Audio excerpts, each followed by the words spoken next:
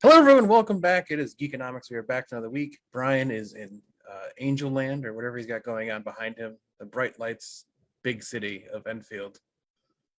We are here. We are talking all things nerd that have happened in the past week. Bryon is continuing to do this show separate from me because he's afraid I'll slap him. Because that's the thing to do nowadays. Yes. Slap a person. I'm afraid. I'm definitely afraid of being slapped. So I stay. Yes. I don't even leave the house anymore. Yes. When you do, you leave in a bubble.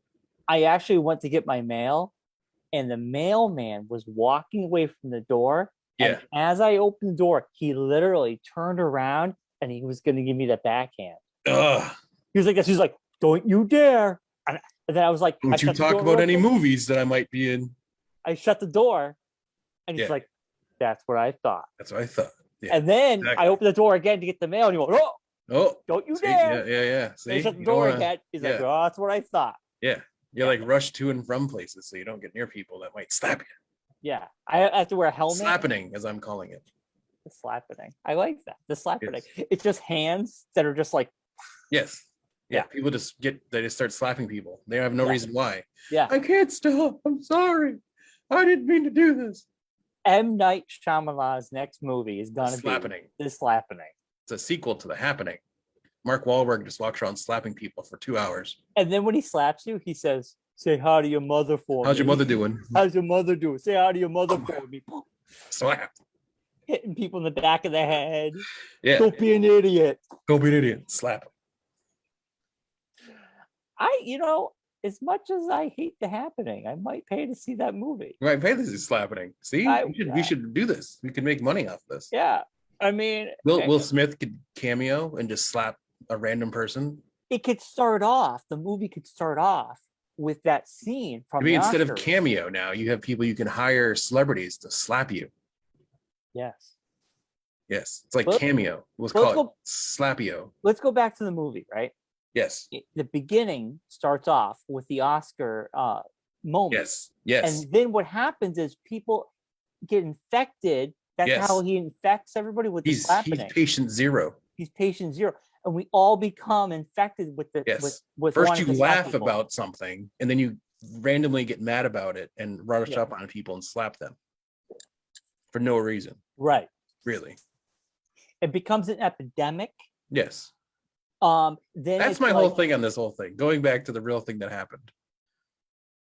When in that moment of walking up from his seat to getting up to Chris Rock, in his head, do you think he was like, what am I going to do when I get to Chris Rock?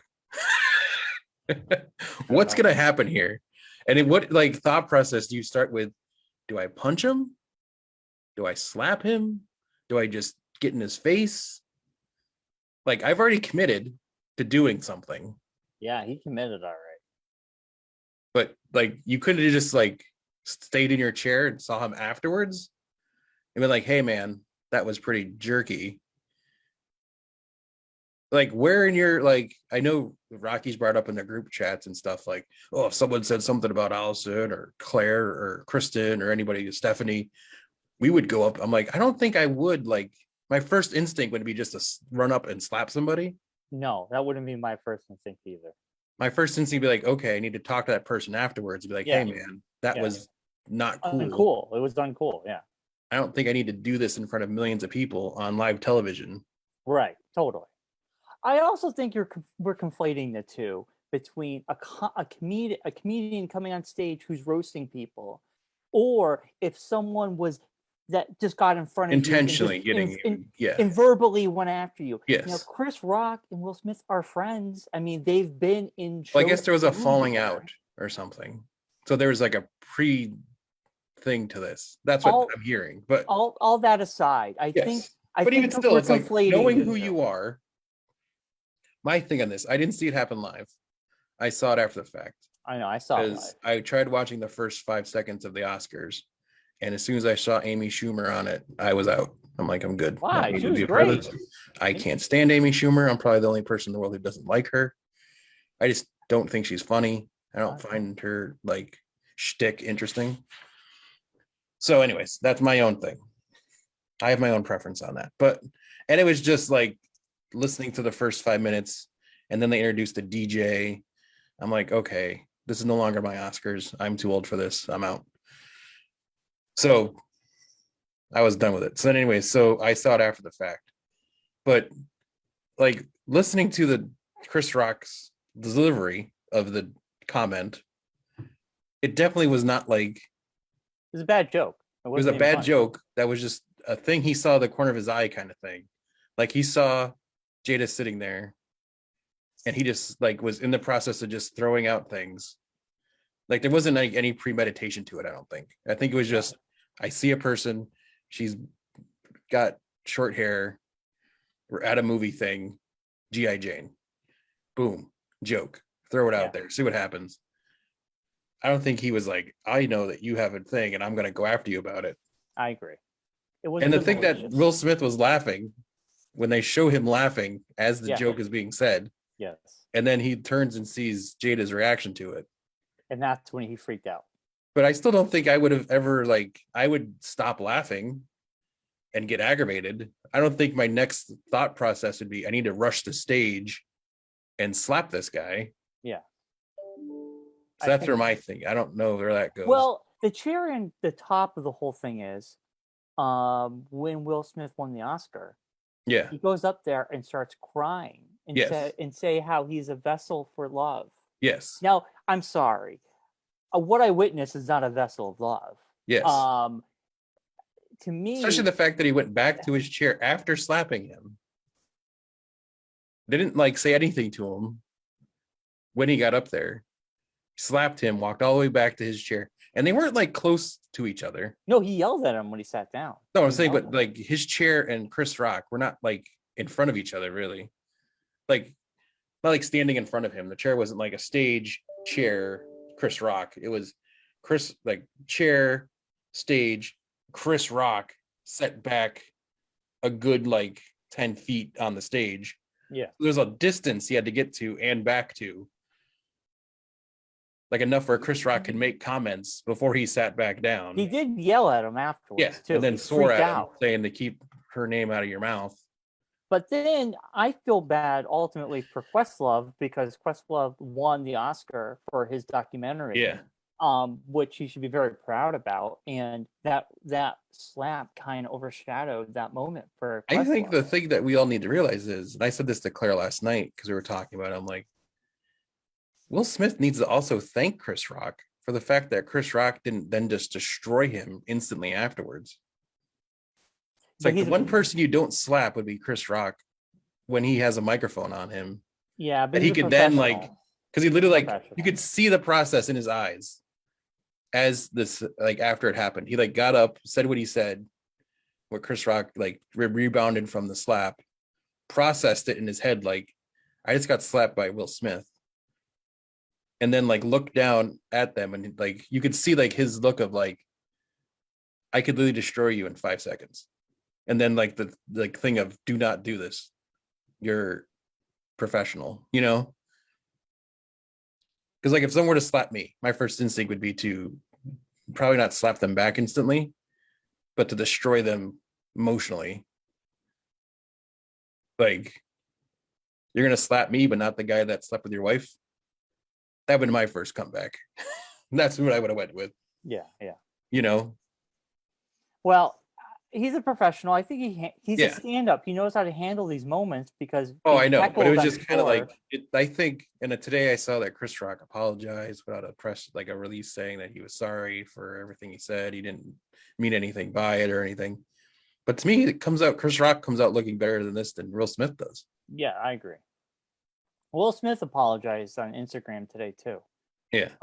But I do believe that yes, I think in my opinion, the person that's going to benefit from this, Chris Rock is launching a world tour where if you don't think there's going to be at least a minute or 2 to 5 minutes of Chris Rock talking about this every night, then you don't know how comedians work. Whereas any interview Will Smith does for winning the Oscar isn't going to be about him winning the Oscar. It's going to be about him slapping Chris Rock. if anybody has the balls to be talking about the slap.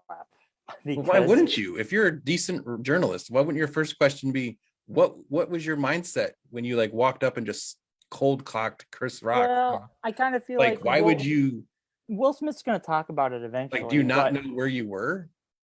I honestly I feel like by Friday, I'm hoping we're done talking about this. I don't think but, that's how this works. I don't think you understand how the news cycle works. No, I know, but I'm already sick of it. But like, I'm just saying, like, if I'm sure Will Smith will talk to someone of his choosing. Oh, there'll be an to Oprah talk interview about that. where he goes to a Yes. deep sleep. Yes. There'll be like a hard, like sit down interview with Will Smith to Will talk Smith about all the issues he's going through. Already have partied with the Oscars. He's not. No one's talking. They know he won. If anybody were to bring it up, I'm sure it's going to be a tightrope because you don't. People are going to be like, "Is he going to slap me?" Like, if I bring it up, I just think it's like one of those things where it's like if you're not to me, which is I don't know. We like journalists nowadays ask everything. Like there isn't like a no like holds barred anymore. There's not like you can, it's like you won the Oscar. Usually the person that wins the Oscar goes on a publicity tour after winning the Oscar to promote the movie that they were in to get the movie back out again. To me, it's like that will hurt the King Richard movie getting back out there again because people are gonna be like, well, that's like he won the Oscar. People are already seeing it. He is going to pick and choose who he wants to talk to. I know, but it's just it's just. And I mean, celebrities rule when it comes to entertainment journalism, Mark. I mean, the celebrities kind of rule over what they are allowed to be asked and what not to talk about. I mean, that's the nature of the beast. If so and so wants to be interviewed by someone, they're going to be like, if this is a sensitive topic, I don't want to talk about it.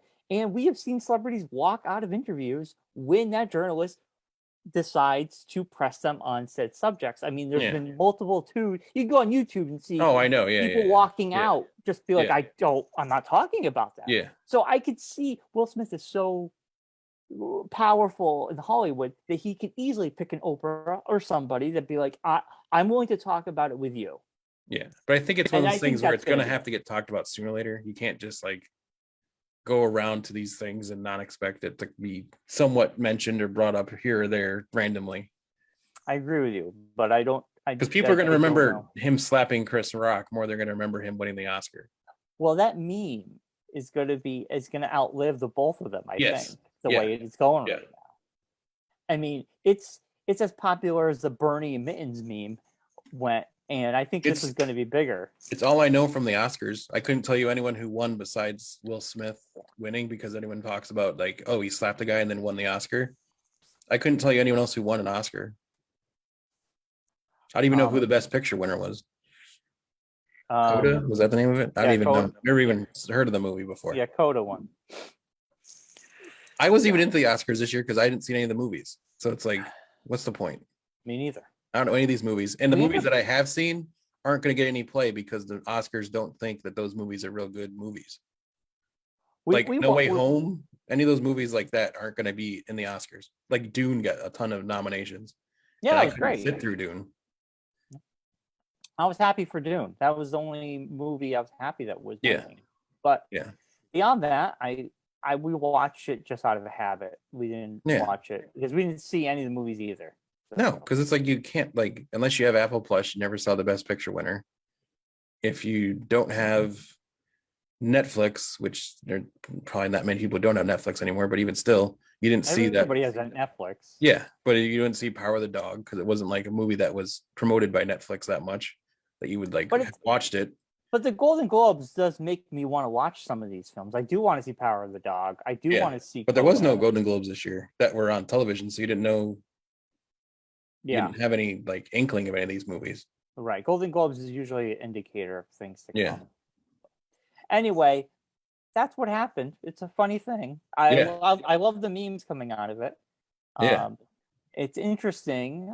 People have their hot takes, and I think everyone has valid. When it comes down to it, I personally don't have a big opinion about it.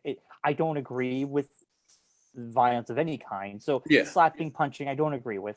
But It's interesting to hear the takes. I am more interested in hearing what people think about it I mean, personally. it's just kind of like it to me. The whole thing was looking at it from just Will Smith's side. I understand his thought process a tiny bit behind it, but I can't get over the thing of you know where you are. Yeah, in front of a camera, live TV. Yeah, it's like, do you not think this is gonna just be everywhere? Like, yeah.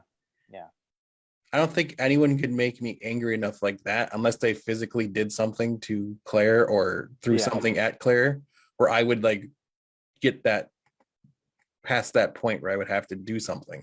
And it was a comedian making a bad joke. It wasn't even a good joke, nor like, yeah, it was just. And G.I. Jane's not a terrible reference because it's that movie, like Demi Moore was a badass in that movie. So, I mean, if you like, that's my took it as like, oh, well, yeah, you're gonna be in G.I. Jane too because you're a badass because you already got the look for it. Yeah. That's what I took it as. I didn't take it as like a derogatory thing, and I didn't even know she had that disease until after the joke came. Like most people didn't. Most people didn't. So it's like, how is Yeah, I agree. I agree with that. I agree. There was a lot of just weirdness. It would be like if I went to a comedy club and I sat in the front row and the comedian picked on me, and I got up there and slapped him. It'd be like, first of all, I'm in a comedy set. You're getting arrested. Yeah. First off. But if I was Will Smith, I wouldn't be arrested. But, well, I think that's one thing that I think is the one issue with this whole thing is he shouldn't be arrested unless Chris Rock wanted to file charges. I don't believe, and it's a slap. Chris Rock. I think in my opinion, it's between those two. No, I know, but I'm just saying it's just. Yeah, I don't think. I mean, nobody should be arrested. I did see multiple comedians like put that out, like what you just said, like. Unfortunately, there's going to be people now that think I could do what Will Smith does and just go up and slap a comedian if they get me, like aggravate me. And it's like, that's not cool. It's like, it's kind of like, do you not understand? Like you set a precedent kind of. Well, like. Hopefully not. But I'm just saying, like, I think it's Chris Rock. He's going to go out there. I mean, Ricky Gervais has obliterated people during the Golden Globes. Like the thing I saw today was like, even I think Howard Stern said it. He was like, if that was The Rock that said that, do you think Will Smith would have went up there and slapped him in the face? No, who would be slapping The Rock? Exactly. It's like he was like, I can slap Chris Rock because he's a small guy. I could go slap him and that'll be fine. But if it was like Vin Diesel or someone like that was a little bit more jacked. Well, I don't think Will Smith been running up there to slap people in the face. Yeah, but anyway, a lot more other things happen in the world other than that. That's the big topic that's been going around. So it is. But let's change topics because. But stay tuned for the Slappening. We'll be releasing that this summer. Yeah, this summer. Someone who means a lot to me and to you, I'm assuming, is Taylor Hawkins passed away, and to me. That is way more important than the Slappening. I still can't get over it. I know on text message, Mark, I said to you, I'm like, oh, I might watch the Lollapalooza show that happened. Yeah. And then I can't even. I haven't watched anything Foo Fighters. I haven't listened to a song. Yeah. I haven't watched a video. I heard a song on the radio and it just depressed me right now. And he was so well loved and liked by his peers, other musicians, the support and love that came out from so many people.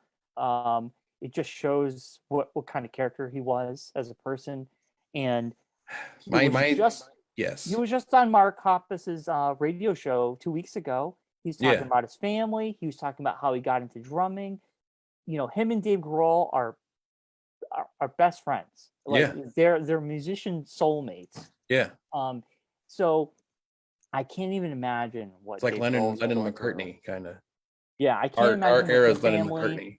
With the family, what Grohl's going through. I don't even know. Will the Foo Fighters continue? That's a tough. I think that I don't think. Yeah, I don't think it's going to happen instantly. I think it's going to happen soon. Like sooner or later, he's going to keep going. It's just that's not. Yeah. I mean, he already did it once, unfortunately. Dave Grohl. Yeah, but I mean, he created his own band. Yeah, but I'm saying I think So it's just one of those things. It's just Taylor Hawkins is like, it's like some people in a band can be interchangeable, but for Dave Grohl, Taylor Hawkins, he felt like was an integral part of that band. I So understand that, but I it's think going I to be a think tough that one. I think it's going to be a tough thing, but he's going to end up doing it sooner or later because you just have to get back on the horse kind of thing. You can't, you know, because like he did with when he invented Foo Fighters, he was like, I can't not do music. So I think that's what's going to happen down the road. Not saying when, but down the road it'll happen. I mean, I hate the fact that it was possibly the way that what caused him to pass away. Well, it seems like it was a lot of prescription medication Yeah. with other things. Now he was a formal addict, and when you're Yes. you're an addict for life. Yes. Even if you are real, even if you're clean or not, that's part of Yes. you. So he back in the early 2000s, he OD'd, and he was like comatose for a couple days. Yeah. And Dave Grohl talks about this in a documentary that came out Yeah. about that. And he waited by his side for days until he Yeah. woke up. And Taylor Hawkins has talked about how he does not want to be, he does that's not his life anymore. So he did have a cocktail of antidepressants, which are Yeah. normal. It seems like it could have been a bad combination. I read a report something about his heart being really swollen and big. Yeah. Um, Which I could be on from back when he was like something that affected it from back when he was doing drugs back in the day Yeah, I that mean, could have caused that. So yeah, a part of me doesn't really want to know all the details. It's sad enough that he died. I don't want to. yeah. You know what I'm I mean, I hate the saying? fact that like I don't hate the like I as soon as I got the news, Chris Giard mentioned it to me at like midnight, and I think it was Saturday night Yeah. when it happened. And he messaged me on Facebook through Facebook and told me what happened.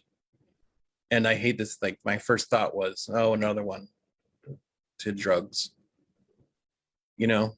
Well, it's tough. It's a once getting out of that addiction is a tough. It's a Well, tough I know. road. I mean, we both know personally through connections to it that it's not the easiest thing to deal with. Yeah. I mean, I lost my uncle because of it. So Yeah. yeah. So as soon as I saw it, I was like, oh no, not another one. But But it's just it yeah, sucks because it's like you like, and it's even worse that it's. I think it was just because you just didn't think about it. Like you didn't want to think about it. You didn't want to know. Like I didn't want to believe it at first. I was like, oh, maybe it was like, someone, you know. But and we just saw the movie yeah, they were in yeah, and everything. yeah. And I'd said to Claire after the movie, she's like, how's the movie? I'm like, it was great. Just Taylor didn't look healthy.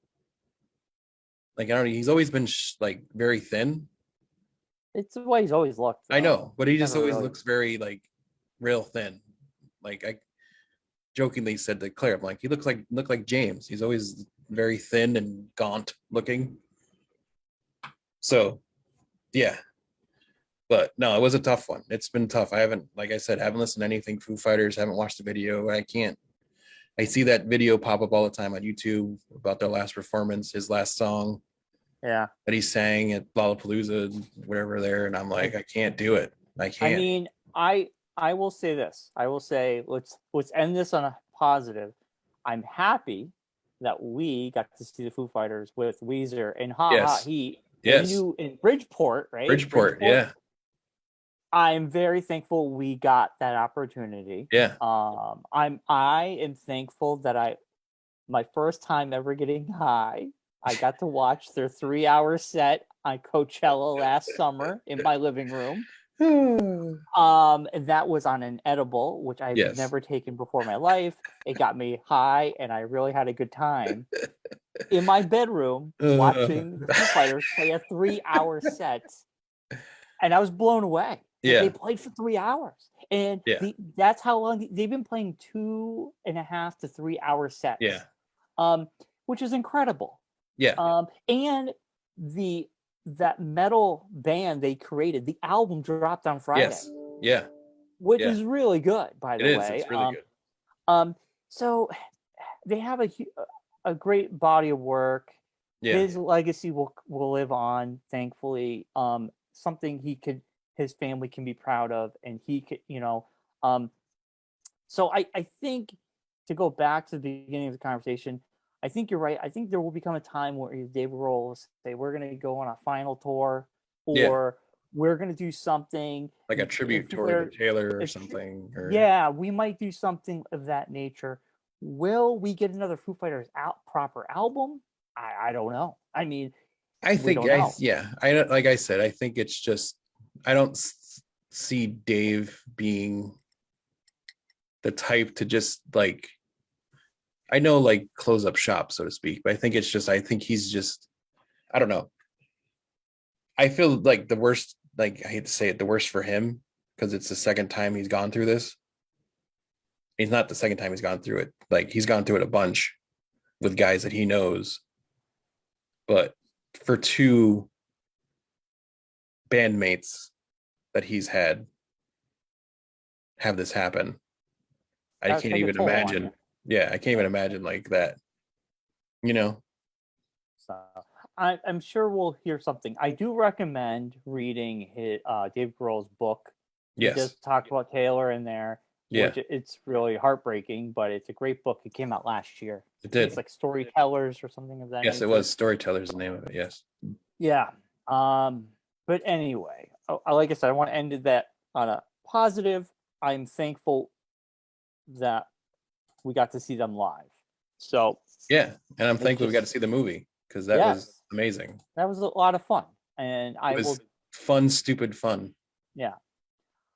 So yeah, that does it. Did I can't believe that happened in the beginning of the weekend. I was literally gutted. I couldn't sleep that night. It was tough. I woke up to your message, Mike McConnell. I was tempted to text you, but I didn't want to. No, you Mike. I woke up. Oh, okay. Mike had texted me. I woke up to that, and then I texted you, and you had texted the group. Yeah. My phone's not near me, so you can text me all night long, and I'll never know. I know, but I just as soon as I heard the news, my first thought was I wanted to reach out to you and tell you about it. But then I was like, I don't want to, because I know you were probably sleeping, because I know you go to bed at like 8 o'clock at night because you're 90 years old. I go to bed at like 9. Yeah, so I was like, I don't want to ruin your sleep if you wake up to go to the bathroom or something and you see it. I don't want to make I'll let you. I didn't tell Claire until the next day. So I was like, I'm just going to keep it and I'll talk about it tomorrow. I don't want to ruin people's nights any more than I've already been ruined, because I literally couldn't sleep that night. I didn't go to bed till like 4 finally, because I couldn't.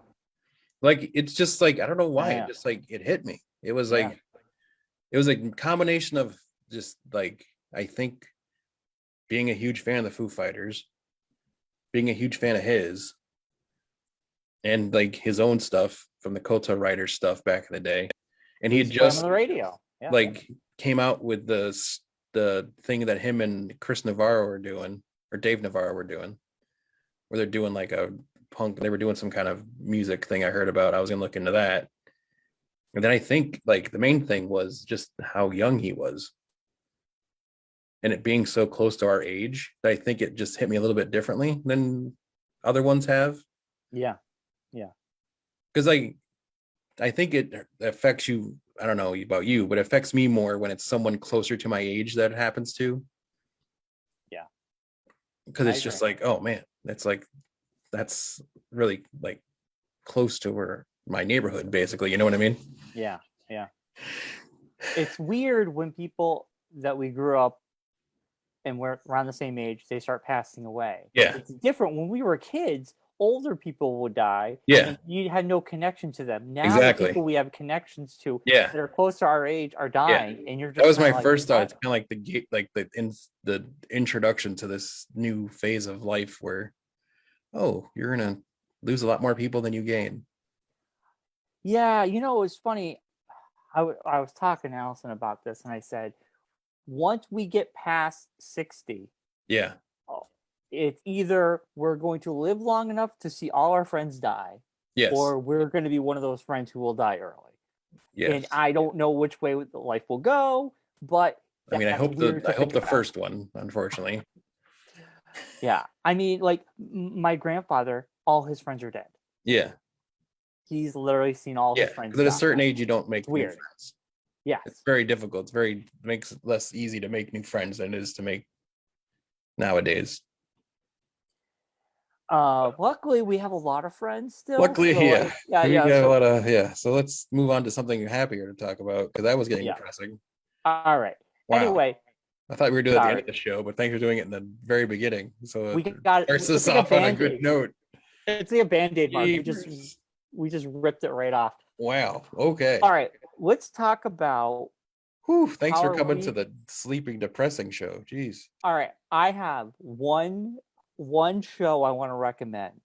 Okay. That is it. I don't want to recommend. I have nothing else to recommend This this is kind of what we do, but go ahead and continue with your only going to recommend one show because that's all we do is talk about shows that people should watch. No, I know, but other things too. I'm also reading Bunny Mask graphic novel, which is really good. Okay.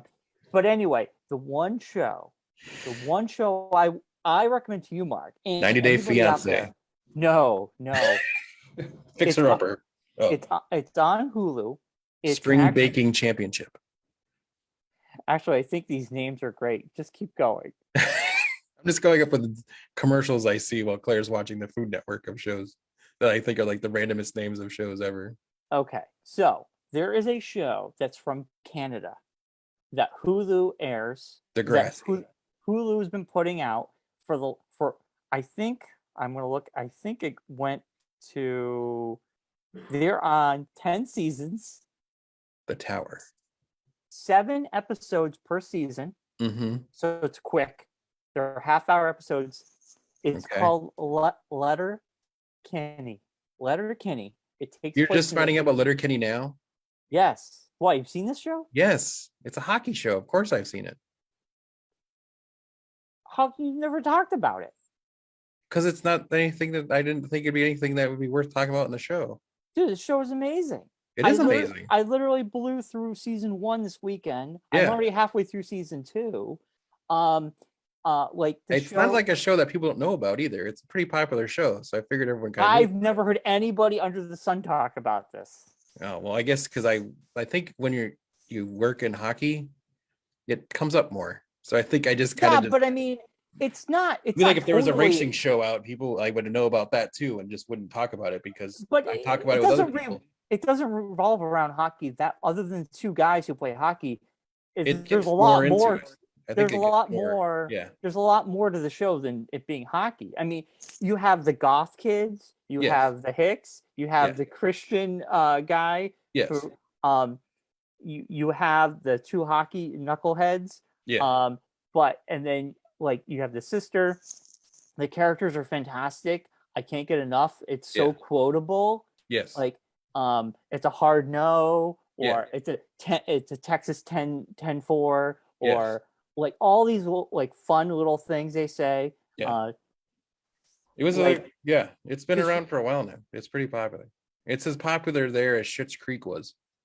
But I don't live in Canada, Mark. Yeah. I'm talking about Because it doesn't air like it doesn't have a home here, so to speak, besides Hulu now. But I'm saying regular television didn't have a home. Like Schitt's Creek was on Pop Television, which was a channel that you could watch here.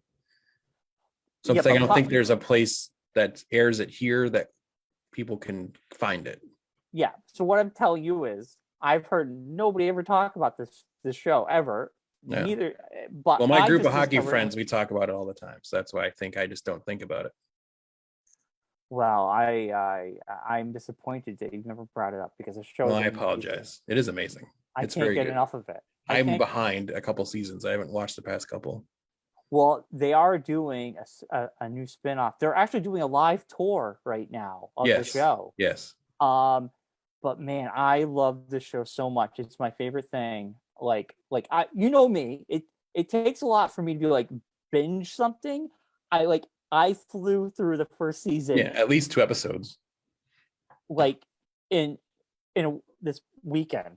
Yes. Like I watched all 6 episodes, and I couldn't stop watching. Until, like I watched 3 episodes yesterday, and I'm in season 2 already. The goth kids kind of remind me of someone. Sam Wilkinson. Maybe. Do you? Because I saw that as soon as I saw it too, so that's why. The main guy. He Yes. reminds me of Dan a lot. Yes. I would say the guy who plays Squirrely Dan reminds me of your brother. Yes.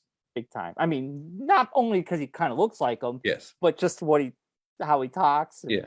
The He's actually here editing right now, so if he hears it, come yell at you. So, come slap you. Slap me. I just watched the episode when they're passing the baseball back and forth, and he starts talking about he's on a date. Yes. And the girl wants to put her fingers in his butthole, and she did it. And then they stopped throwing the ball at him, and they completely ignored him. Yes. And Squirrely Dan's like, so yeah, it was euphoric. I really enjoyed it, and they were just, it was hilarious. Yeah. And then the sister, Katie, and then Squirrely Dan's like, that's what I appreciate about you. And she'd be like, that's not all you appreciate about me. Yeah. And then finally, the season finale, he goes, it's because your sister's hot. And he runs away. He's like, I regret nothing. And then he stops and he's like, I can't run anymore. I'm too fat. Dude, the show is fucking The show amazing. is good, man. It's good. Dude, is that why you're drinking out of a Labatt Blue Cup now? I've always had Canadian. This. You're going full Canadian. I've had this glass for a very, very long time. I know, but now you're like using it because it's a Canadian cup. So you're like, I'm going full Canadian. I'm going full Canadian. Talking a boot. What are you talking about? Actually, this glass. You're gonna drive to Tim Hortons from Chi-Chi's. This is a Chi-Chi's. I know. It's one of the glasses I wanted to steal from your house, but like refrained from doing it. But anyway, man, I love this show so much, and I don't want to burn through it too quickly, but at the same time, I cannot stop watching it. Yes. But anyway, I want to say like IFC was airing it. It could have been years. I think I watched on there a couple times. I mean, the show has been on since 2016, 2015. Yes, it has. Yes. So, and other than that, Mark, you have anything worth talking about this week before we get into Halo? Over the weekend, besides watching Halo, I finally watched The Adam Project on Netflix. Oh, the movie Ryan Reynolds. We're supposed to watch and talk about. Yes. Yeah. How was that? Yeah, it wasn't terrible. I heard good things. It's definitely a streaming movie. I wouldn't have went to the theater and watched it. I would have been more depressed if I'd paid for it. That's for sure. Sorry, I got an email and the thing popped up and he distracted me. There's definitely, you could tell why it's a Netflix movie as you watch it. Yeah. Because the concept is good. I'm not gonna ruin it for anybody, but there's some CG stuff that's like, oh, this is why it's Netflix. There's like a de-aging thing they do with one of the characters. I heard it was really bad. Yeah. They definitely did not get the Marvel technology. But you enjoyed it overall. I enjoyed it. It was good. Ryan Reynolds is hilarious in it. He's really good. Him and Mark Ruffalo together is very funny.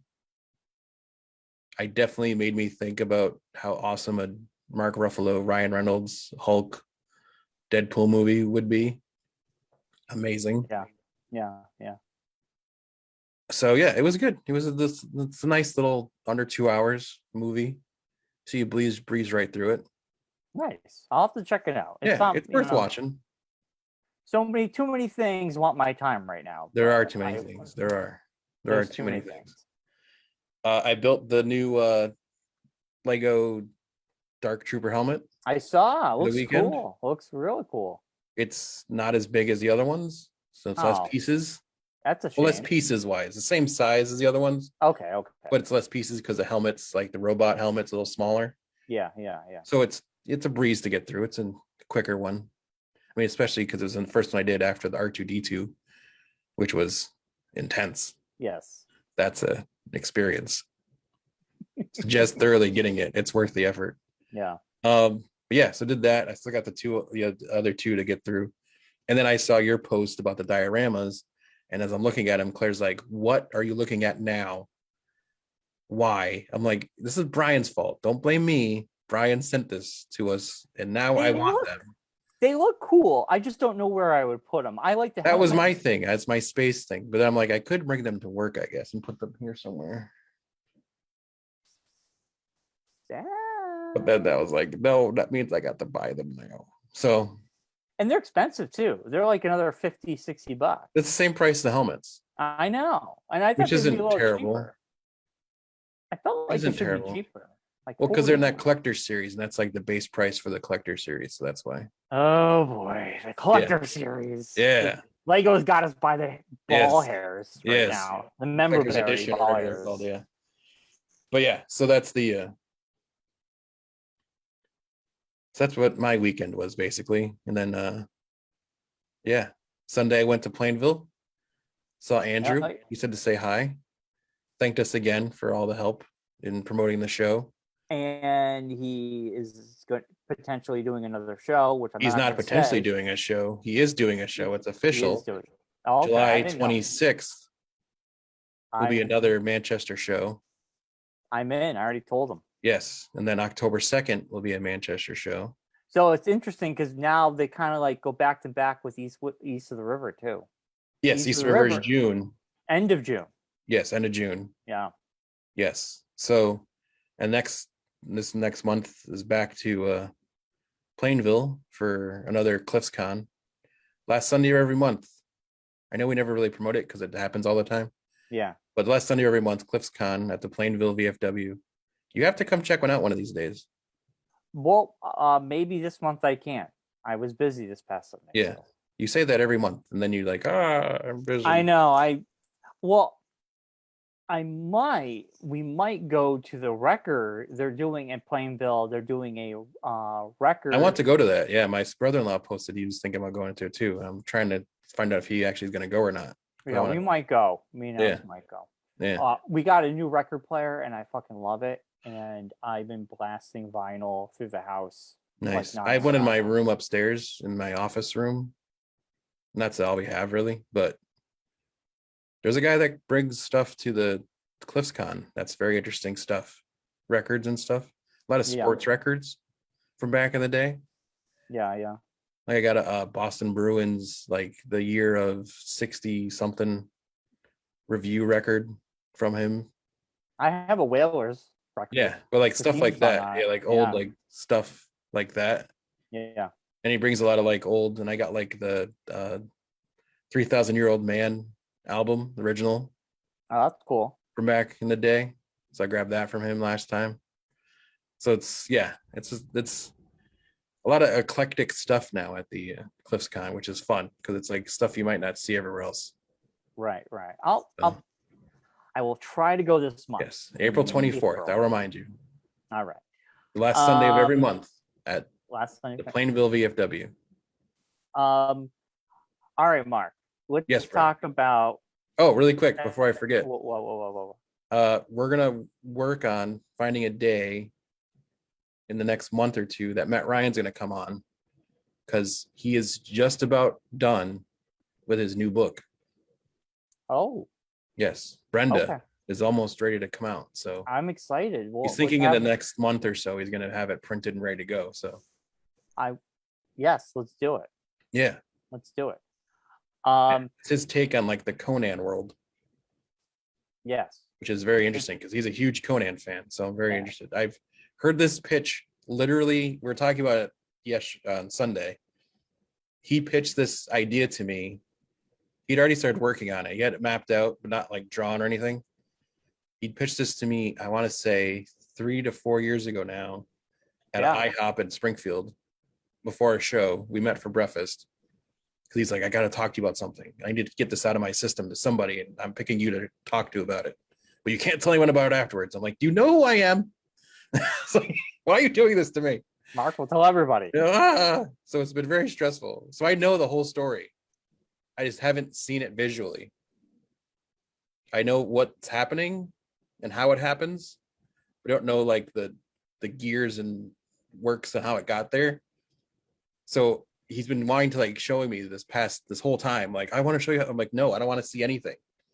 I know the story. I want to be surprised and see. Like, it's almost like when you read the book. Yeah. And then you find out they're doing a movie about the book.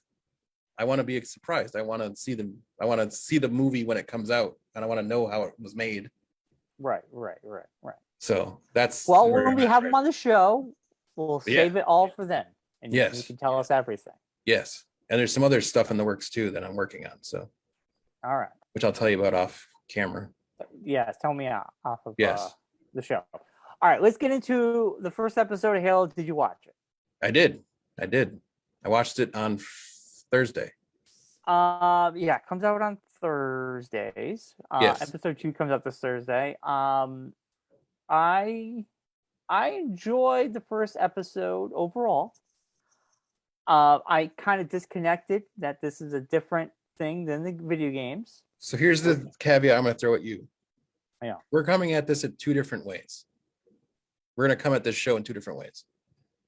You played the original game. I played them all. I did not. I only started playing it in Halo 2. When we started playing at John's house. This is a totally different story. So here's the thing I'm saying about how we're coming at this differently. You know the original story of Halo. I do not. I know it just like the recap they have in Halo 2 at the beginning. Like, the world was this, the Covenant this. So I don't really know anything from Adam. So I'm going into this totally new. And I think that the viewership needs to think of it that way. Not many people that are watching this show, like general public, have ever played Halo. Well, a lot of folks who are into Halo are I'm sure are going to watch. Oh, I know, but I'm saying, but the majority of I think a majority of the people that are going to watch this show, and it's marketing it to marketing it towards everybody. Yeah, everybody, not just people who played Halo, which is nice because it's a different take on Halo. Yes, it's its own thing. Yes. I mean, I thought the action in the beginning was really well done. I enjoyed it all. I enjoyed the whole episode. Yeah. They ripped the Band-Aid off by letting him take the helmet off, which was a little weird. I don't know how I feel about it yet. I understand why he did it in the context of the show. For me, it sort of worked. But I hope to God that this helmet doesn't just stay off of him now, because I don't think it's going to, because the way that he fights, I don't think it'd be possible for it to happen. And there's like stuff in the trailers that we've seen, like Cortana is going to come around, and that's going to involve having the helmet on. You can't do that without the helmet on. No, she's going to be like just a hologram. He can have the helmet off. Well, I know, but I think that it's going to there's going to be stuff that he needs, like when he's in battle and things, the helmet will be on. I hope so. I think that we're under the weird thing because of Mandalorian, and people are like comparing the two and how this is a lower rent Mandalorian and all that, is that it's 2 different worlds completely, 2 different stories completely. And the fact that like we've kind of been spoiled with the fact that Pedro Pascal has been so like magnanimous, basically, of not showing his face constantly. Because they have rules. See, yeah, Mandalorian has rules. It's very tough for an actor to just be like not showing your face in the whole thing. Basically, you don't see who he is. But see, Master Chief, there is that he never took it off in the game, so it is kind of weird. Well, it's also a video game, and it's also a first-person shooter video game. But so I mean, there's super really soldiers. Have any reason for him to take his helmet off in the game, right? So, whereas in a TV show, it's a different medium. Yes, I agree. So if you're just trying to convey anything with somebody that just has this bucket on their head, it's very difficult to do that. I mean, I think with the whole helmet thing aside, I mean, overall, I thought the first episode, I give it an 8. I mean, I'll just say it right now. I enjoyed it. I liked it a lot, and Yeah, I it was want really to well see. done. The aliens look awesome. Yeah, I The thought Covenant all looks really good. for the most part, the CG was decent. It looked high budget. Yeah. I Now, don't. is there like I can't like I'm going to you for this because you played the game and know the lore and all that. Was there a human like connection to the Covenant at all? Well, what? See, in the Halo doesn't really go into the humans really much. I mean, it's it's interesting. They're going to really focusing on the humans in this. This is the least popular or least interesting thing about the games were the humans. But the books, I never read the books. I know John did and other people did, and I think the books go into that more. So I kind of feel like they're diving into things that Well, like the the human books members of the covered. Covenant is what I'm saying. See, there is no human members of the Covenant in the game. See, that's I think that's like a divergent thing from the game itself. That That there's girl, like that connection. girl with the weird thing, that would Yeah, that that's does reading not exist. the Earth book or whatever. Yeah. I mean, I don't know why they brought humans in like that. Like it's weird. I just like my first thought as I was watching the episode is, are they gonna do the thing where she's John's sister? No, they're not. He's having memories, I think, but I don't think they're going to be related. Or something like that. Like that's like they're like Sounds very Star mystically Trek-y. connected or something. You know what I mean? Yeah, I Like don't as know. soon as he touched the object, it ignited or turned on, and he's the only person that could turn it on, and like that kind of thing. I mean, yeah, the plot there is very good. It's all right. I mean, I want to see where that's going if it goes to anything bigger. Yeah. That would be weird because these people were kidnapped when they're young and doctored into the military.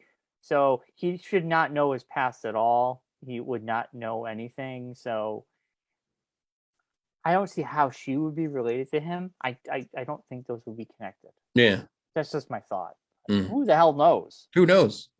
This is completely different than what you've ever seen before. I know. This is all loosely based off the video game. That's what their like big thing when they were promoting this movie was. It's just we're just using the world that was Halo. Yeah. And we're telling our own story based off of these characters. Yeah, they're just using the IP. It's just funny that every character looks exactly like the characters from the video game, but not the same story. It's just that's my only weird thing about it. Yeah. He's like, oh wow, these all look exactly like the people that were in the video game I played, but they're not telling the same story that I watched. Yeah, I mean, that's all. Like Halsey looks exactly like Halsey. Yeah, but see, Halsey. The general there looks exactly like the general from the first game. Yep. Keys, is that his name? Well, they did some swapping of people too, because he is now married to Halsey. Well, I think they were married at one point. They were married, and that's all new. Yeah. And I mean, Cortana is based off of Halsey. I mean, yes. Yeah. She should look like her, but yeah. Anyway, we'll see. Episode 2 lands tomorrow. Yes. Right? Wednesday? No. Tomorrow is Moon Knight. Yeah. So I mean, for you, Mark, I give Halo episode 1 an 8. I'm interested to see where it's going. I don't know where. I want to see what episode 2's like. What do you give Halo episode 1? So I give episode 1. I'll go with the same thing. I'll say 8. It's good. It's good. Just good. Yeah. It didn't blow me away.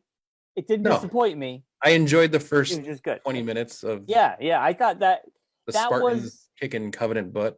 I thought the action was well done. Yeah. Well, I just want to see what episode 2 is going to bring us, because that's where I hear there's some trouble. But yeah, I want to see that for myself. Yeah. Now, tomorrow, episode 1 of Moon Knight lands. Yes. Moon Knight. Mark Spector hits your television screens. We'll be talking about this on Monday. We'll be talking about our thoughts of episode 1. The reviews have been coming out. They are positive. I think it's almost an 80% Rotten Tomatoes, but there's only 31 critics have rated it so far. So that number can go up. I feel like we won't really know tomorrow where everything settles. But man, Yes. it's tomorrow. I got to get to work super early. So when I get home, I am watching Moon Knight when I get home. I'm very tempted to just watch it before I come to work tomorrow. That's what I did with Halo. But tomorrow, I got to go to work for 7 in the morning. So that's not going to happen. No, I will have no time. But I'm very tempted because it's going to be really good. I'm really excited for this. I know. I'm pumped, man. It's going to be good.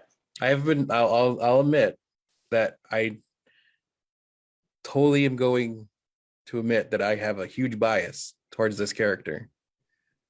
So I am probably putting this show at a higher level than any other show that's come out. Only because of who the character is. And the fact that I've been a fan of Moon Knight since the 80s when it came out. Because he has the same first name as me. And when you're younger, you don't see that often. And when you find something like that, you want to I'm supporting that because we have the same name.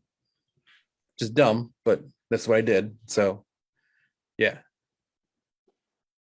Makes you regret when I was younger selling all my Moon Knights. I'll tell you that. Why would you do that? Because when I was in my teenage years, I wasn't into comic books and they were worth nothing. So I just sold them for chump change at a tag sale that my parents had, along with my Atari 2600 and my Castle Grayskull with all the He-Man. Hey, when you were younger, that stuff didn't mean that was worth nothing. No, I agree, Mark. I regrettably sold old video game systems when I was younger, not realizing that when I would be 30s, if I would want to rebuy 20 years them. ago that if I hold on to these things for 20 years, I'd be a millionaire because I could get rid of them then and just I mean, for me, it's a sentimental. I wish I kept them because not now me. I'm more like I could have made a decent chunk of change off all this stuff. Sort of. I still tempted to go to I still have plans to tackle my parents' basement one of these days and go through all the stuff that's down there, all the toys that I've left in my parents' basement. Well, I don't know why you haven't before they get ruined. If they're not already ruined. No, they're all in boxes and organized and stuff. It's just going through them all. You never know. Mice, if they're not, mice can definitely get in there and ruin things. So I would get in there, Mark. Don't wait. Well, there was a whole pandemic that happened, so I didn't have time you couldn't do it then. It's your family. Well, I know, but I'm not going to go over there and there was stuff going on. But that's the plan for the summer, just to tackle that. You should do it. I know there's a bunch of stuff in my own room, my old room, that I've kept in my closet at my old house. That Josh is you need to get this stuff out of here. So I gotta go get all that stuff. He needs the space. I mean, yes, he needs to spread his wings and fly like a bird. That's his permanent residence. You're taking up his space. Come on, Mark, get with the program. Yeah. What? Okay. Anyway, so Moon Knight tomorrow. Yes, coming out. We're very excited. We'll be talking about it on Monday. How much do you know about Moon Knight, Bryon? I don't really know much about Moon Knight. Well, good thing you don't, because I got a bunch of information to tell you about Moon Knight. You bring it to me. All right. Moon Knight officially was published by Marvel Comics, as you know. It is a Marvel show. It was created by Doug. I always miss this guy's name up. Monish. He was the writer of it, and Don Perlin was the artist. Mm-hmm. The character first appeared not in his own book, which is very Marvel. He first appeared in Werewolf by Night, number 32, in August 1975. Wow. I remember him from his own series in the 80s, which is when I first found out about him. He's a son of a rabbi. Mark Spector is the character's original name. Served as a Marine and briefly as a CIA operative before becoming a mercenary alongside his friend Jean-Paul Frenchy Duchamp. Can't go wrong with that name. No. During a job in the Sudan, Spectre is appalled when ruthless fellow mercenary Raoul Bushman attacks and kills archaeologist Dr. Alrani in front of the man's daughter and colleague, Marlene Alrani. Spectre then fights this guy. He was left for dead, being mortally wounded. He reaches Alrani's recently unearthed tomb and is placed before a statue of the Egyptian moon god Khonshu. Spectre dies, then suddenly revives, fully healed. He claims, Marc Spector, that Khonshu wants him to be the moon's knight, the left fist of Khonshu. The right fist of Khonshu pops up later on in the Moon Knight story and is actually in the new Moon Knight story, which is out now. Yes. Redeeming his life of violence by now protecting and avenging the innocent. While early stories imply Spectre is merely insane, it is later revealed Khonshu is real, one of several entities from the other void, a dimension outside normal time and space, once worshipped by ancient Earth people. On his return to the States, Spectre invests his mercenary profits into becoming the crime fighter Moon Knight, aided by before-mentioned Frenchie and Marlene Alrani, who becomes his lover and eventually the mother of his daughter. Along with his costume alter ego, he primarily uses 3 other identities to gain info in different social circles. Stephen Grant, a billionaire businessman, Jake Lockley, a taxi cab driver, and the student consultant, Mr. Knight, which is what he's using in the new Moon Knight books. So what they're going with the new show that's coming out is, which is later revealed in the Moon Knight comics, that he has dissociative identity disorder, incorrectly referred to as schizophrenia in some stories. Yep. So that's not what it is. It's a dissociative identity disorder, and that alter things known as Grant and Lockley originally manifested during his childhood. Other subsequent identities, including an unnamed redheaded little girl, and an astronaut, have previously emerged at other points during his adulthood. So there's other stuff that goes along with that, but I think that's where they're diving into. And Moon Knight is not superhero. He doesn't have supernatural powers or anything. He's just a la Batman, a rich billionaire who fights crime. Yeah, but has the dissociative disorder, multiple personality disorder. Yeah, I mean, I we don't know where they're going to be taking the show, so it'll be interesting. Well, it's been hinted at in. I know you only watched that one trailer and you haven't seen anything else since then, but it's been hinted at in other things and in stories about the show that the character we've seen in the trailer is one of these identities, this dissociative identity disorder that has popped up, and this is the story of that identity finding out that it is a part of the hive mind that is Marc Spector. Ooh. And it's gonna be dark. And Marc Spector will pop up because there is a scene in one of the trailers where he picks up a phone and someone's like, Mark, and he's like, who's Mark? And they're like, don't joke around with me. So I think they're going around with the story that this is like the first time in his adulthood that the dissociative disorder has popped up, and this identity has been around for a while now and has established a section of the world, and that the other Marc Spector's original identity is trying to come back out. Right. And the Moon Knight is coming out at the same time. Ooh, it's gonna be good. Yeah, it's gonna be dark. It's going to be, and I heard that they really delve into the DID story and explain it and dive deep into it and really like give it justice and everything. Yeah. So I mean, now that they pulled the Band-Aid off with the Netflix Marvel shows coming over and allowing TVMA stuff, now I kind of feel like, well, with Moon Knight, they can push that boundary a little bit.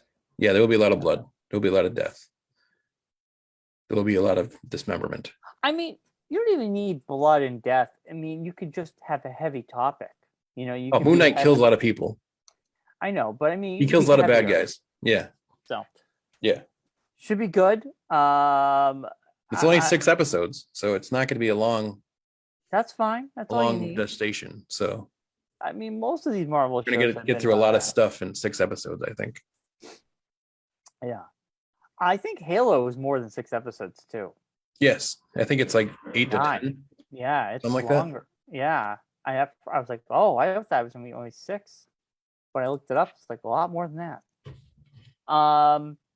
Now this Friday on April Fool's Day, Morbius comes out. Yes. The review embargo drops tomorrow, which is I am going to skip it. I really have no interest in seeing this movie at this point. I never saw Venom 2. I have no interest in seeing Venom 2. I will probably be one of those people who will watch a spoiler review and hear everything that happens.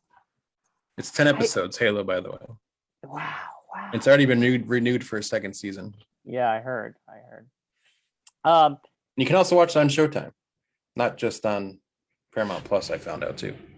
No, I don't have Showtime. Yeah. But anyway, I don't know about this movie. What are your feelings about this? I won't be seeing it, so. Same. And it's probably for a definitely different reason than you. I do not like the lead actor, and I will not probably watch it because of that. You don't like Jared Leto? I don't. I think he's a terrible actor. Everybody's got their person. I don't like Tom Cruise. So yeah. There you go. I mean, I get it. He already ruined the Joker. I'm not gonna watch him ruin Mobius. I'm not gonna Morbius, whatever his name is. I'm not gonna criticize you for it, Mark. Well, it's 2 things. It's not like I'm not a fan of Jared Leto, and I'm also not a fan of any movie Sony does without Marvel being attached, like totally. Yeah. Sony alone movies don't turn out well, i.e. the Andrew Garfield Spider-Man. Well, I won't even go back that far. The Andrew Garfield Spider-Man 1 was good. Just 2 was terrible. Yes. Since Marvel started their own stuff and Sony's has their own stuff going on at the same time, the Venom 2 was terrible. Spider-Man 2 was terrible. The original Spider-Man 2, or the Andrew Garfield Spider-Man 2. So their track record isn't very good. I mean, Venom 1, it's like I enjoyed it for what it was, but then when the review, it also wasn't that good either. It was really bad. It was really. I knew what I was getting into. Yeah, and it was just like it was a popcorn movie. Yeah, there really wasn't a lot of depth to it. The reviews, people were saying if you saw Venom 1, Venom 2 was more the same. That was just kind of like, well, I don't need to go see that. Yeah, and it really wasn't. Yeah, they didn't do Carnage very well. Yeah, that's what I heard. Like Woody Harrelson was good, but it was just not, the writing wasn't there. Yeah, so it didn't like make me care about anything. Like I was like, I don't care what happens here. What I'm interested in is Mobius. Okay, this is what I really am interested in hearing about how this comes about. I'm confused here. So, in the trailer, we see that Michael Keaton is back as Vulture. Yes. And Michael Keaton is from he was Tom Holland's universe. Yes, but Venom isn't. But Venom is referenced by Mobius in the trailer at the end. Yes. And we see a picture of Spider-Man on a poster that says murderer on it. Yes. My mind is breaking. I So want to know that's my thing. how this is all I connected. agree with that because they pulled Venom out of his universe, Brought him in brought for him in like for a one scene. microsecond scene at the end of No Way Home for no reason. No, for one reason, the symbiote was left over. Yes. So does that Venom- mean Venom is now like He they're went- acknowledging Venom is now in the Tom Holland universe? No, but he went back. Remember? But I'm saying, the symbiote is yes. still here. So do they say Yes. that the symbiote has already taken over somebody? We haven't seen that yet. We just know the symbiote is left over. I'm saying by referencing him, that would mean that the symbiote is here. No, the symbiote is here. We saw it on the table. It stayed. I get that. That's what I'm saying. And then he went back. To the bartender. He went back Yes. to his universe. I agree with that. But I'm saying, but Venom didn't do anything while he was here. Yes. That would make referencing him make sense. At all. He did nothing. So you would have to have, in logically saying that, of him mentioning Venom. How is they Vulture? mentioning Venom? No, is that if they were to say they mentioned Venom in this movie, and then you also have the connection of Michael Keaton being in this movie, you're then attaching Morbius to the Tom Holland universe. Yes. And then also saying that Venom exists in this universe through that symbiote that was left in No Way Home. No, I think it's the opposite. I think this is Sony's universe. So Venom exists in this world. Tom Hardy exists in this world with Morbius, but also Spider-Man, but also the Vulture. And I'm very confused. Oddly enough, the Vulture is the Vulture in Tom Holland's universe and in Andrew Garfield's universe. Andrew Garfield didn't have Vulture. Michael Keaton did not play the Vulture. And that's what I'm saying. So which universe is this? What does Andrew Garfield have anything to do with? Because I thought the thought process was that this universe was the Morbius Venom universe was the Andrew Garfield universe. No, Andrew Garfield's not going to be in this. But there's a Spider-Man in this. With Tom Holland's Spider-Man, because it says murderer on it. He killed. But it doesn't show Tom Holland's face though. But that's his suit. That's his suit. So that's what I'm saying. Holland's suit. So okay, so that puts Morbius in the Tom Holland universe, correct? Yes. So the Venom that they're referencing in this movie is the symbiote that was left behind at the end of No Way Home, which then attaches to somebody and becomes Venom. No, but I think they're referencing Tom Hardy's Venom. How can you? Because he's not in that universe. I don't know, Mark, but I don't know. I guess we have to wait and see what happens. I don't know. I'm confused. I argue I see what you're saying, but I argue the other way.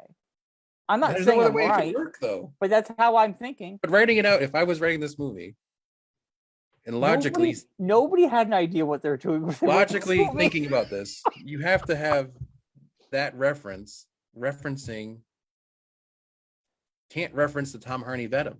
But Mark, let's play this game. Because Tom Hardy wasn't in this universe. But Mark, hold on. Put a pin in this. Put a pin in what you're saying.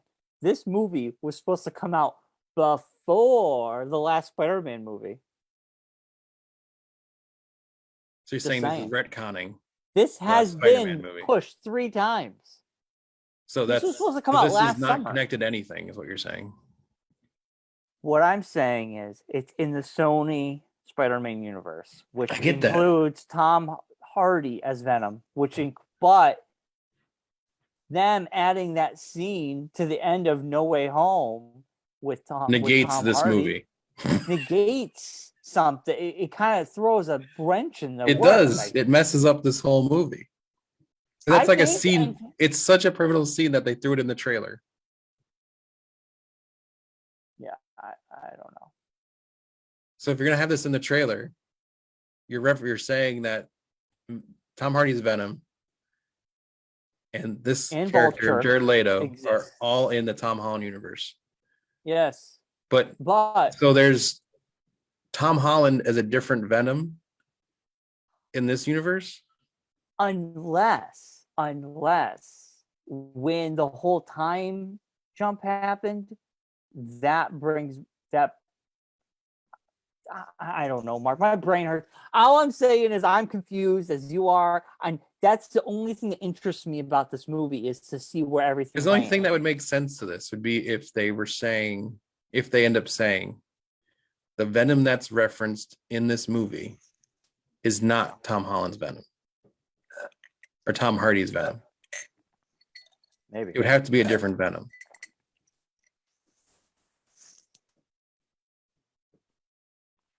Right? Because that's the only thing that would make sense. Yeah, you're right. I don't disagree with you. I agree with you. Because going forward, Marvel has already put out the thing at the end of No Way Home. Yes. Now you have this movie that comes out after that, even though it was supposed to come out before. Right. Which is all these Disney shows are the same thing. We're supposed to come out before all these other movies. Yes. That are out now. So the movies and shows are off kilter timeline wise. Yes. And so is this movie now. So now you've set the precedent. Tom Holland went back to his or Tom Hardy went back to his universe. Yes. So if you mentioned Venom in this movie, it can be Tom Hardy, but can't be the same character of Tom Hardy. Like he can't be the somewhat good Venom. But then you're making the audience think, and we know too much. The only Venom we know of is Tom Hardy. So yes. my brain Topher Grace. Yeah, but my brain is going to say that is Tom Hardy yes. Venom. Yes. So I don't know. I mean, we don't need to have like a map before you see this movie. I don't know. Yeah. I'm interested to see. I want to see. They painted themselves into a corner is what they did. I feel like it, but we won't know until we see it, until what they tell us, right? Well, because it's by that scene alone, it's like you paint yourself into a corner. Michael Keaton is back as Vulture. I mean, and then you have him referencing Venom when he shakes that guy's hand. Yes. And then on top of that, we see that poster. So I don't know what to believe. What world are we in? Yeah. I don't know. It's the issue of one hand not knowing what the other hand is doing. I will say this. This movie was originally supposed to come out prior to No Way Home. So this could have taken place before the whole timeline thing got screwed up anyway. Yeah. So because if it says murderer, this takes place during the time when they think Spider-Man had everyone brain erased. Right. So it takes place in a time where Spider-Man had just accused of the Mysterio being killed. Thing. Yeah. So it could be taking place right before No Way Then Home. How would anyone know who Venom was? See, still messed up. That's the thing. Venom There's still that. Yeah, I know. Hole. I know, because they brought Venom in. And he just hung out in Mexico at a resort somewhere. And he was being told about the snapping and everything. Yes. And then that piece of symbiote stayed. Yes. That was literally why they brought him in and out. Yes. It's just to keep that symbiote. But they didn't give a shit about his character. Yeah. Yeah. So the whole thing with them being like, no, I'm Venom. They're like, no, I'm kidding. I'm just Dr. So-and-so. Yeah. That makes no sense to anybody. I know. It wouldn't. To us, it makes... To us, the watcher makes sense, but the people in this story, it wouldn't make any sense. Make no sense. And I am confused as you. And how would he know who Venom is? Right. Right. Because if he is in the same world as Vulture in Spider-Man, there is no Venom. There is no Venom. Yes. I know. This is why I'm confused. Now you get what I'm saying? I don't know what the hell this movie is trying to tell me. Right? I think you're right. They painted themselves in a corner. They painted themselves into a corner. Came out too late. It should have come out before. This movie's in the wrong place. It's out of time. It's out of link with anything else. Sync. Yeah, I don't know. I don't know No what's one going cares on. about it. Yeah, It's like coming out on April Fool's Day, I know, which is even which I don't funnier. believe it's actually coming out that day. Still, I'm waiting until Friday before it actually I believe it's out. The funny thing is, hold on. So the running gag with this movie, we should wrap up the show, but the running gag is people on social medias have now created this false universe where Morbius comes out Friday and it is the #1 movie for the year, and it wins all the awards, and it's the best MCU movie of all time. So on Yahoo, people are already giving this movie 5-star reviews. But Yeah. here, I'm going to read one to you. This guy wrote 5-star. It's a day ago, 5-star review. It was an amazing experience to be able to see this moving picture with my Oculus eyeballs. When Andrew Garfield's Spider-Man appeared, let's just say somebody needed their nappy changed. Jared Leto was great, and this would love to taste his farts. The appearance from Robert Pattinson was unexpected. Let's just say I shouldn't brought more nappies. The curry that the cinema served was extraordinary, bubbly, and left me on the toilet for about a half a decade. Paula Dean is an excellent chef. This is what's happening. Oh Yeah. man. Someone wrote, "Holy moly, scrumptious, delicious! That fat Tom Holland as Nathan Drake in this movie was so unexpected, and it made so special." And Tom Holland as Peter Parker shows up, and I'm like, "Poggers, my friends!" And see, people and they are review bombing this movie opposite. They're coming up with these crazy things, and on Reddit, there's like a whole subreddit where Morbius becomes like the biggest MCU movie since Endgame. It's fucking bonkers, man. Anyway, Morbius, So yeah. here's the story behind the movie Morbius, whatever it's called. This film, the script came out was written in November of 2017. Leto and Espinosa officially joined in June of 2018. Work began in earnest at the end of the year with further casting ahead of production, starting in London in February of 2019. Filming was begun. The filming was confirmed to have completed in June of 2019.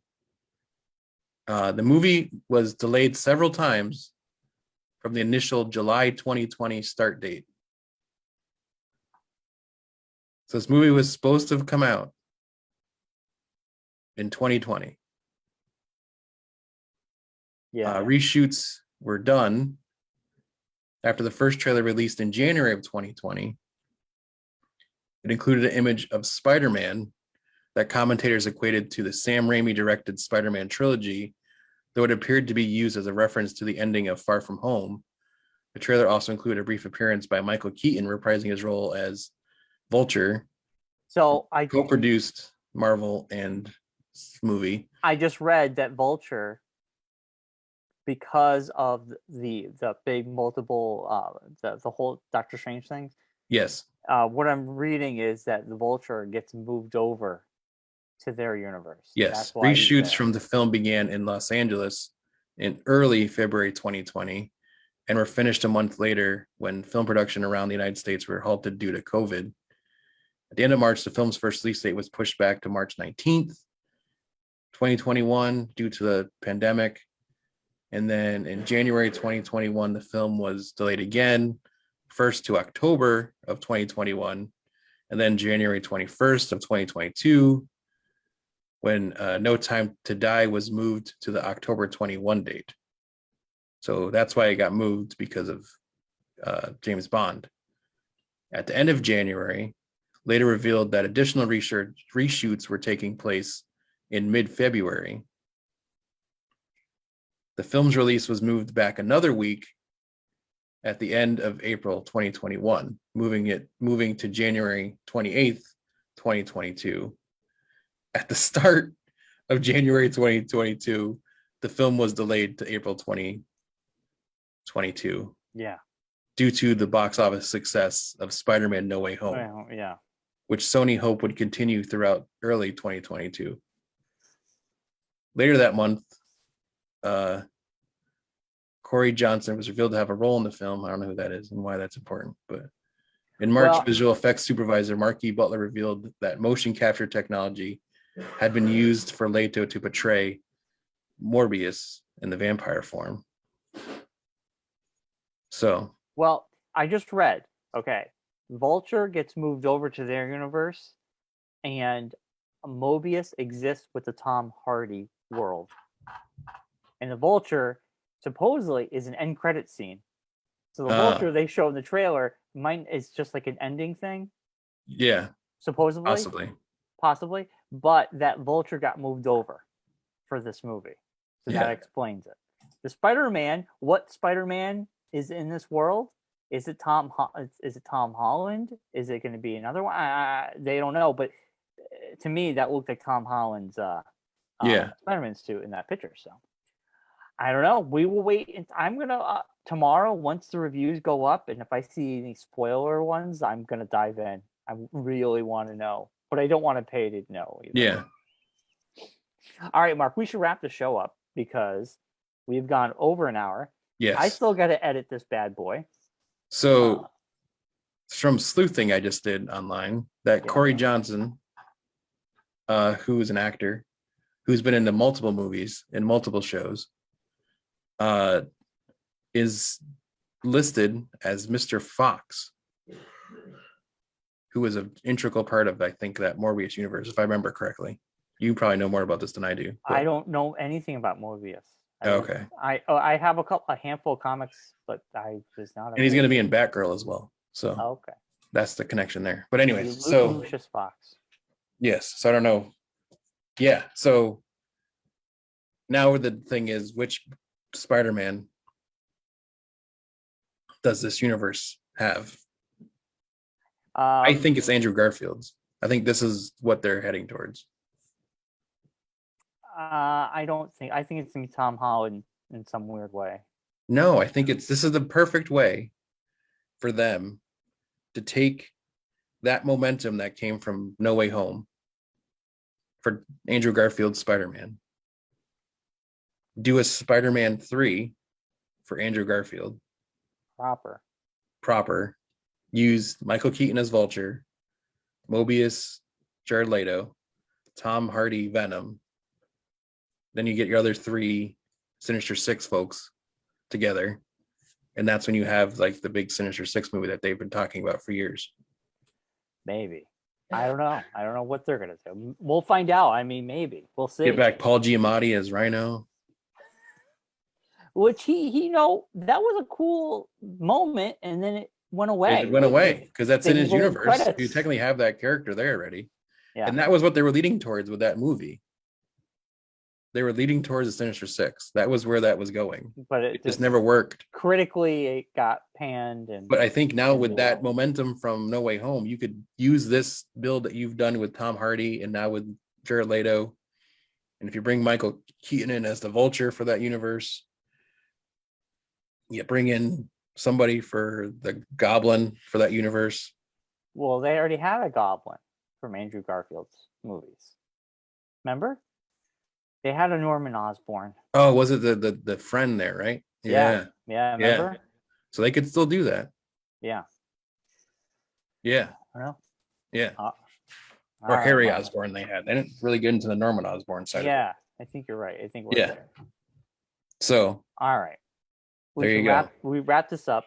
So everyone get out and check out Morbius this week. Tell us all about it. Tell us all about it so we don't have to watch it.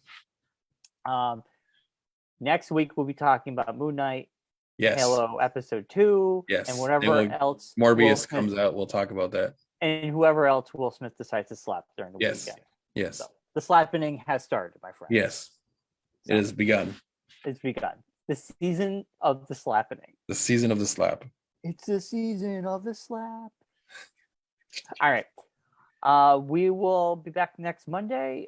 Like us and follow us. We'll see you on Facebook, on the YouTubes, on the iTunes, on the Spotify's, all the places. Like us, message us, tell us you like us. make us feel good about ourselves. And as always, be good, be safe, be kind. Rewind.